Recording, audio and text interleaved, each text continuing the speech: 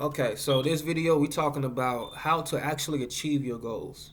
All right, I'm somebody who, because one of the most common goals is, especially around New Year's, because some New Year's 2020, we only a week and some change into the new year, and a lot of people's New Year's due to the obesity rates in America is losing weight, and I'm somebody who successfully did this years ago. All right, and so we're gonna talk about how to actually achieve your goals and sustain it, because we lose weight, right? Every New Year, we lose about 5, 10 pounds. We get in the gym, we eat right for a little bit, and then we fall off the wagon. Happens every year, okay? Gym memberships be eating off of us, okay?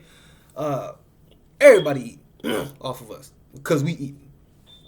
So we're gonna talk about how to avoid this and how to actually sustain it, taking a realistic approach, okay? And in order to do this, we have to understand how our psychology works, how the human brain works.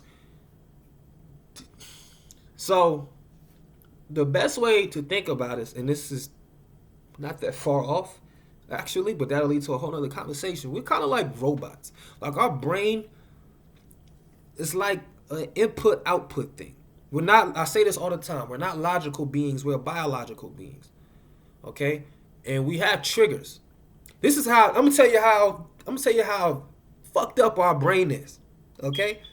How sick we can be. This is how I was. And as crazy as this story is going to sound, we all are guilty of this in some level.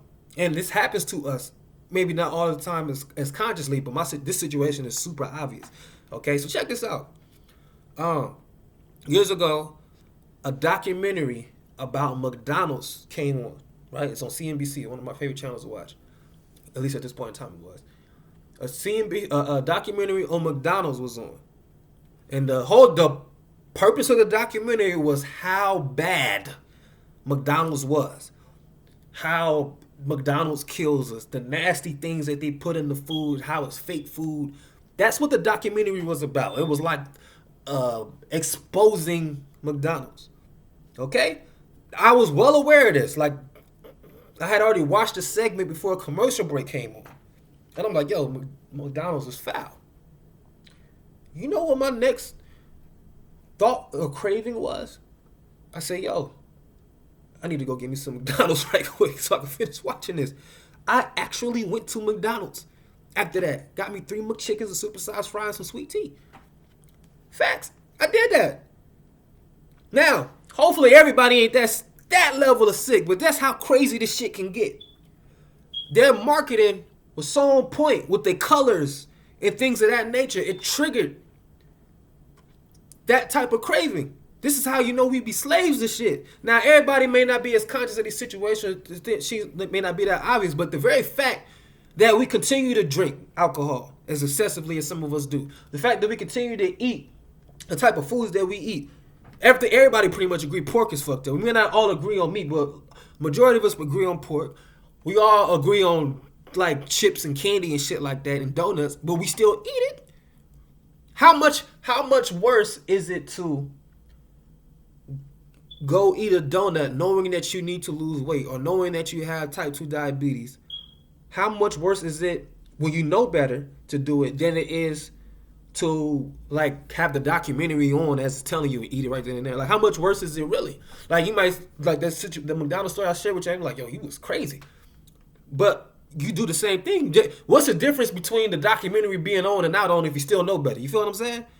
And it's because we have these triggers that go off, environmental triggers. It'll be and a lot of these companies have a monopoly on certain emotional triggers in us, and it's usually like a color, like McDonald's. The reason why I even talk, I didn't even plan on sharing the McDonald's story with you right now. It just so happens to be a red bag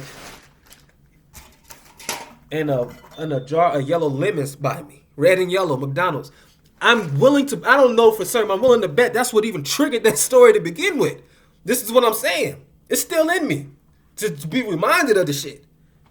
That's how deep this shit can get. So, the most important thing we have to do when you're serious about trying to change your life and work on a goal that you have yet to accomplish is this is the most important shit. You have to change your environment. by any means. I don't give a fuck if you married to somebody and they're not conducive to your goals. I would say divorce them. I'm not lying. Yo, I'm just going to say this. There was a person who was trying to change their eating habits, and their partner will come home with food for that partner, even though they know they're trying to change their eating habit. It's not like anybody else in the house ate that particular type of junk food. That was that person's favorite junk food.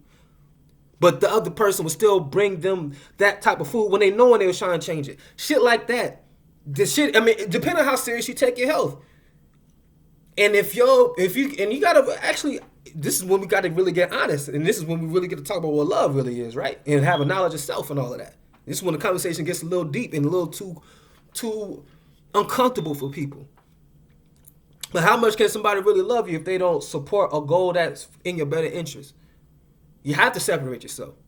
You have to. If you live in a neighborhood that's just not conducive to your goals, maybe you got a problem with drinking and you happen to live up the street from a liquor store and you made it a habit to every day when you come home from work, you stop and you grab yourself a beer or a little pint or whatever, or a fifth or whatever on the way home from wherever you're coming from. Even if it's something simple, man, looking to find somewhere else to live or go live with somebody else for a minute. If it's that serious, and a lot of times it is that serious. I cannot explain to you once you actually achieve what it is you want to achieve. Once you actually reach that goal and that goal is sustained, the high off of life that you get, the happiness, the self-esteem, the confidence, all of that happens is priceless, and it's worth all of that. It's worth moving. It's worth a new relationship. It's worth all of that, man. I'm telling you. Don't let nothing get in the way of your happiness or your peace. Okay? So, environmental. You gotta change your environment. You gotta set up your environment in such a way that promotes you to make the decisions that's in your better interest. It almost becomes impossible if you're not in that type of situation. And none of us are immune to it. I'll give an example, a very recent example, and I've actually just spoke on this on a video I just recorded, probably on the same outfit and everything. So, past holidays, because I said before, one of my favorite foods used to be macaroni and cheese, and my sister makes some bomb macaroni and cheese. I seen that macaroni and cheese. Listen, I'm rewired for the most part. You know, meat I don't care about. Most dishes with cheese, and I don't care about milk. I don't care about none of that. But and honestly, I don't even really care about macaroni and cheese. Like if it was here today, I wouldn't care. But just the memories that I have associated with the holidays and the macaroni and cheese, I have a lot of happy memories with that. Initially, like in the moment. Now, after the moment, after I gotta get on the scale or go get my blood pressure checked, that's a different moment. But that's not as obvious in my mind, in my subconscious at least, right?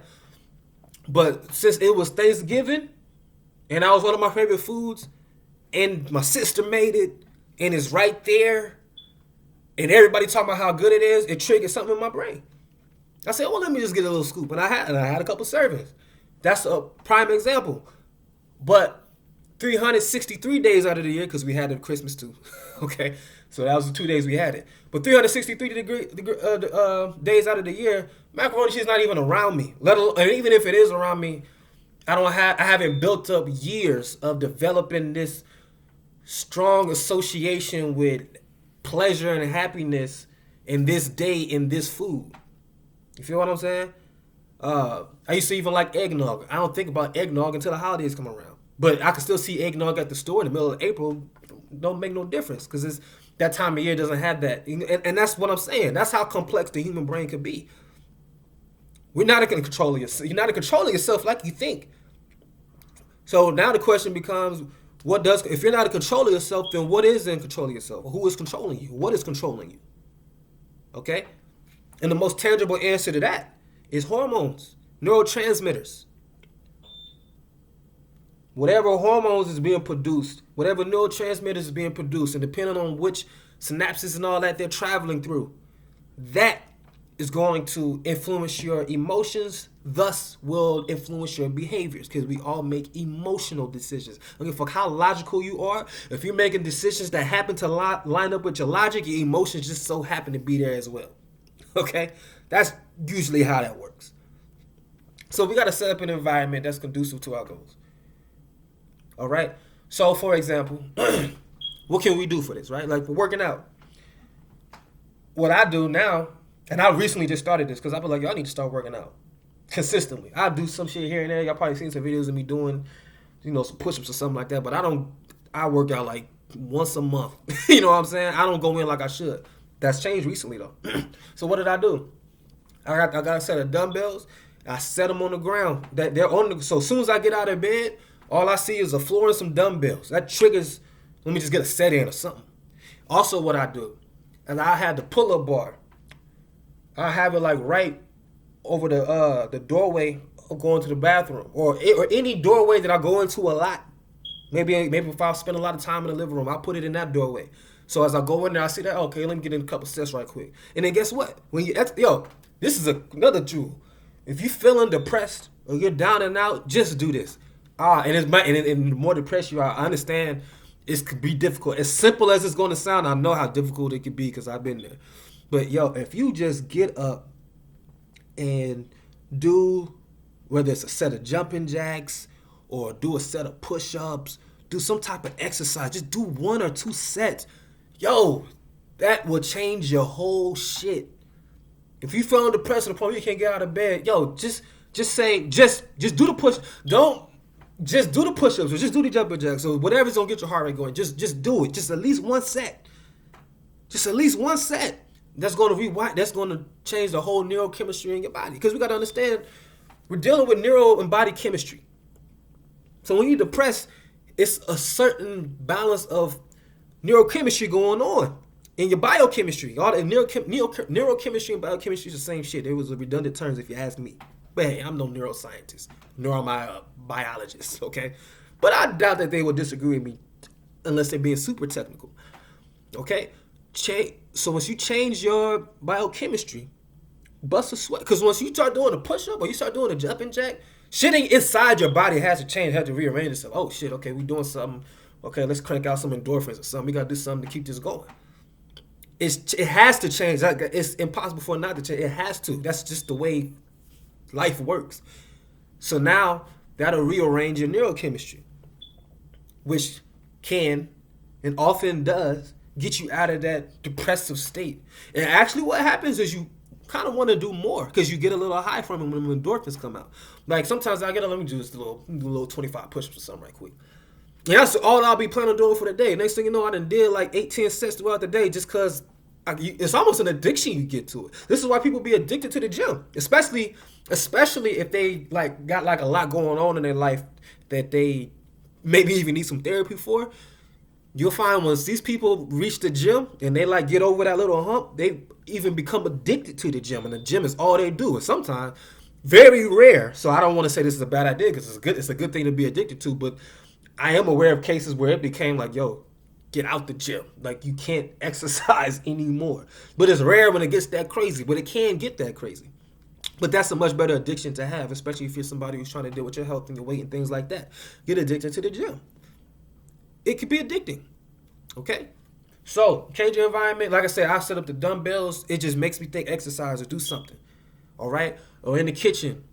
It could be something as simple as, a lot of times we get our produce. The average person, they put their produce all the way at the bottom of the fridge, but they have all the bullshit right there at arm's reach. You can reach in and get the leftovers from last night. You can reach in and get the beer right there. You can reach in and get whatever other lunch meat right there, but the produce be at the bottom.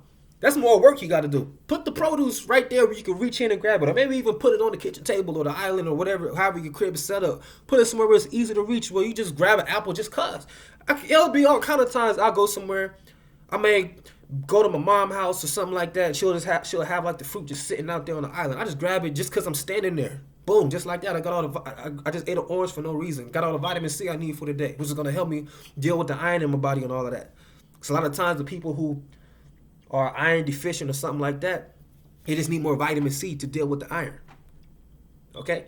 But I don't want to go too far into the health conversation, but that's just a tip right there. Environmental triggers. Very important. I ain't even mean to spend as much time on that, but that's like it. Like the whole product of your environment. Don't underestimate such a saying. We are. Okay? Another tip. I spent so much time on that tip, we probably about to get ready to wrap this video up in a little bit.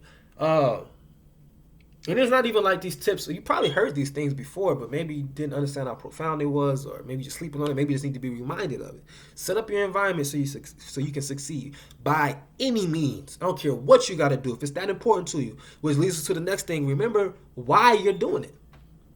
Okay, remember why you're doing it. Because when you're doing it for a good reason, for another good example with me, at first when I was trying to lose my weight and shit like that, it was just to lose weight so I could like look better and shit like that. It was to look better. And then, so I'm like, yo, if I look better, then I mean I can get more girls, things like that. But at the time, I had a girl. So it's like, okay, I got a girl. The only reason I want to look better is so more girls can look at me, but I don't have to do that because I have a girl. And then if I got a whole bunch of girls on me, that might even cause problems.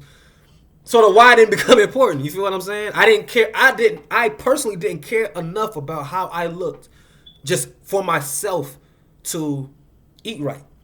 Okay? Aesthetics isn't just don't be that deep for men like that, I don't think. But once the why became, I'm going to probably die because now I learned I have high blood pressure and I'm pre-diabetic and both of my parents have both of these phenomenons and it's on both sides of the family. And now that I think about it, they told me my cholesterol was high when I was like 22, 23 years old. Now that I know that became my why, so I don't die within the next 5-6 years like everybody else around me been doing, even though they thought they've been eating healthy. And I just had a daughter, and I probably won't even live to see her get to high school if I'm basing it off of the deaths that's been happening around me recently. Somebody who looked fit, looked just like me as far as body weight is concerned, had an aneurysm before they could turn 40 years old. But if you just look at them, you probably think they're healthy. Well, then we learn the type of foods that could cause that. The why became different. Now my life is on the line. Number one universal law, self-preservation.